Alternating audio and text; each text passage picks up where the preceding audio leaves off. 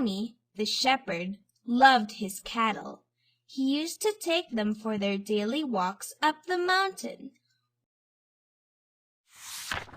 One such clumsy morning, he thought of playing a prank on the villagers nearby.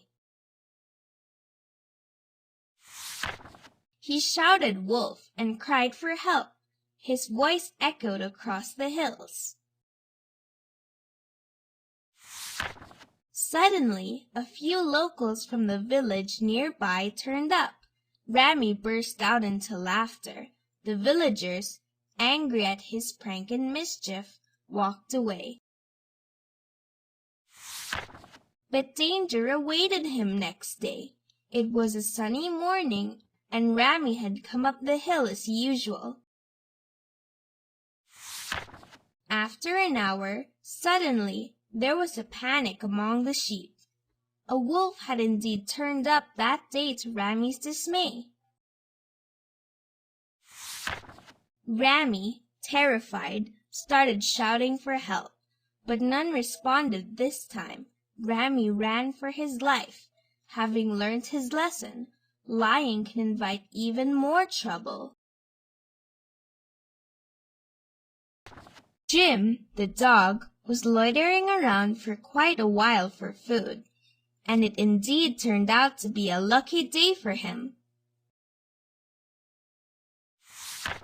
Jim finally found a piece of bone to his surprise, lying nearby on the ground. He immediately picked it up to hurry back home so that he can relish his food in peace. As Jim was crossing a narrow footbridge, he happened to look down at the stream below and saw his own reflection on the silent, clear water. Jim paused for a while as a thought crossed his mind. Is it some other dog carrying a bone much larger than his? Without giving it much thought, Jim barked at the dog in the river, dropping his bone in the process. He realized his mistake and learned his lesson. It is very foolish to be greedy.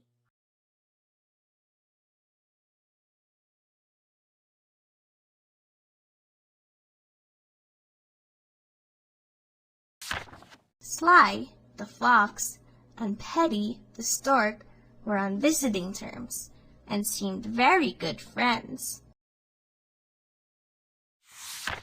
Sly invited Petty to dinner one day, but for a joke, put nothing before her but some soup in a very shallow dish. Sly easily lapped up the soup to his heart's content. But Petty could only wet the end of her long bill in it.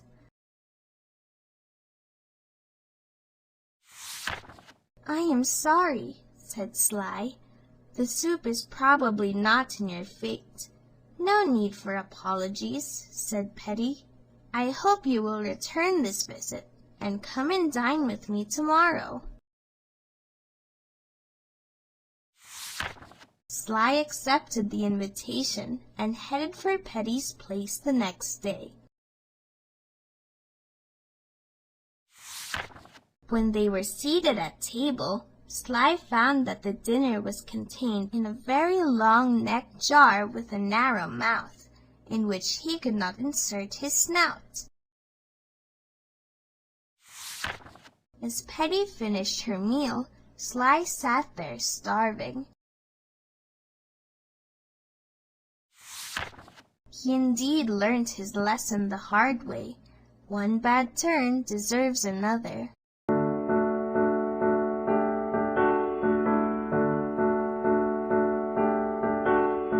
Once upon a time, on the edge of a big forest, lived a little girl with her mom and dad.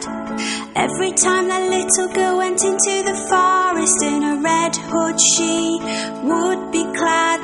The little girl felt so safe in that forest, all because of the red hood she wore. The little girl's name became Little Red Riding Hood, a name that she did adore.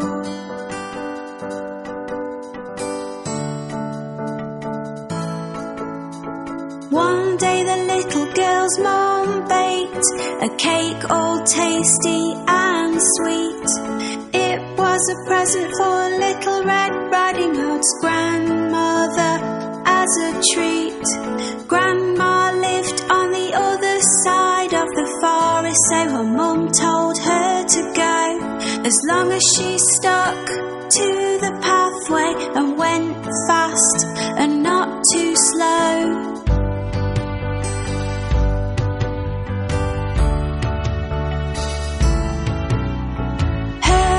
Told her not to stop or talk to strangers along the way, to always keep walking, walking on, and never ever to stray. So off she went into the forest with a basket on her arm. Her mum hoped Little Red Riding Hood would not come to any harm.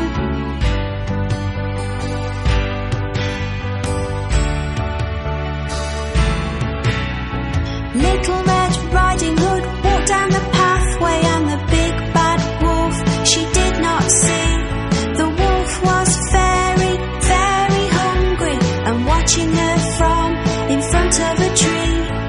He was thinking of eating her and trying his best to take a look at which way and which pathway Little Red Riding Hood took.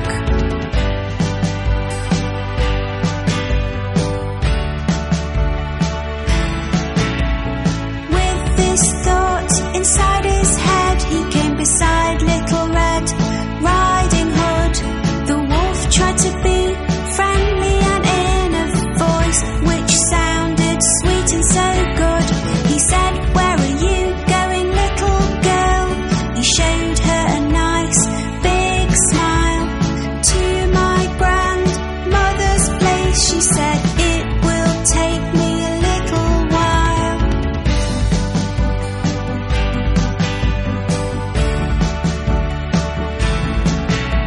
The big bad wolf started to walk with Little Red Riding Hood along the path. "You should pick these pretty flowers for your grandma," he said with a laugh. As Little Red Riding Hood was picking the flowers, the big bad wolf ran. He wanted to reach grandmother's place before her, as he had a plan.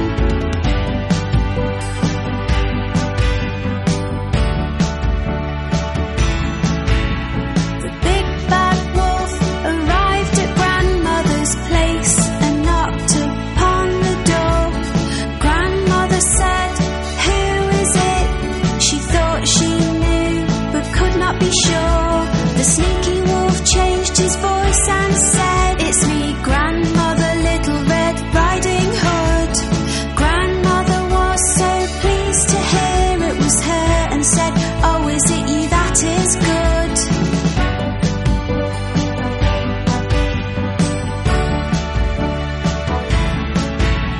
The door was unlocked, so the wolf went in, and grandmother was shocked. She tried to speak, but because of the shock, her words were blocked. The wolf was so hungry, he swallowed grandmother up without even a chew. He then waited for Little Red Riding Hood to show up, wanting to eat her too.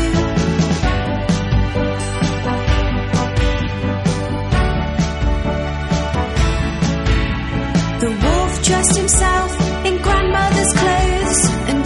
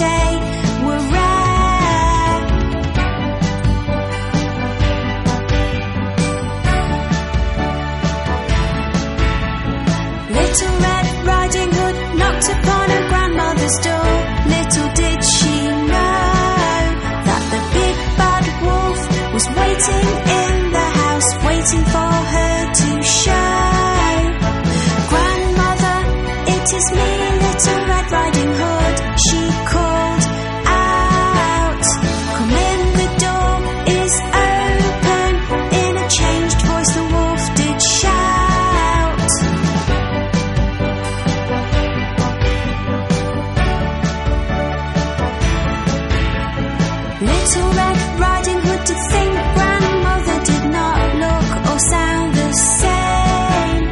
My, what a deep voice you have, she said, as the wolf spoke her name. All the better to greet you with, the wolf said, come closer to me.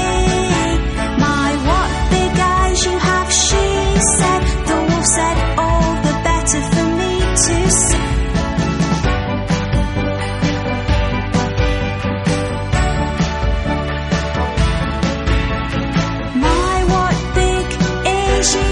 She said, the wolf said, all the better for me to hear. The big bad wolf said, Little Red Riding Hood, come closer to me, my dear. My, what big teeth you have, she said. The wolf said, all the better to eat you with, little one. He jumped out of the bed and tried to pounce, but Little Red Riding Hood had started to run.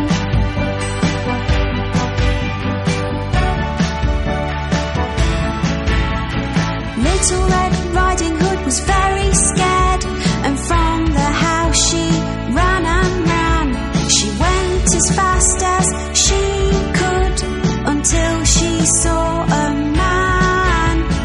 He was a woodcutter chopping wood, doing his job close by. A big bad wolf ate my grandmother. Little Red Riding Hood did cry.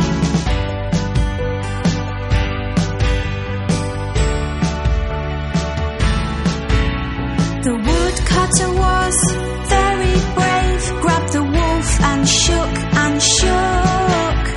Grandmother came flying out with a rather worried look. She was scared and very shocked, but otherwise she was okay. The big bad wolf was upset and really did not want to stay.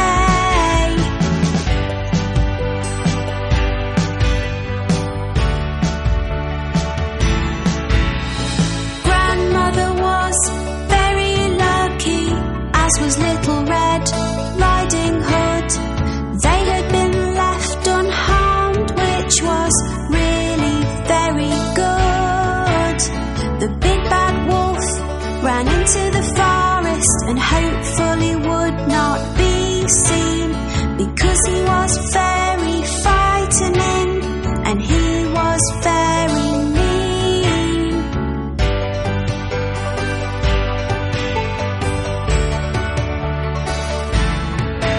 Dear sir, thank you, Little Red Riding Hood, and her grandmother said. He said to them, you are welcome, at least the wolf has now fled. Little Red Riding Hood just had to say, I'll never talk to strangers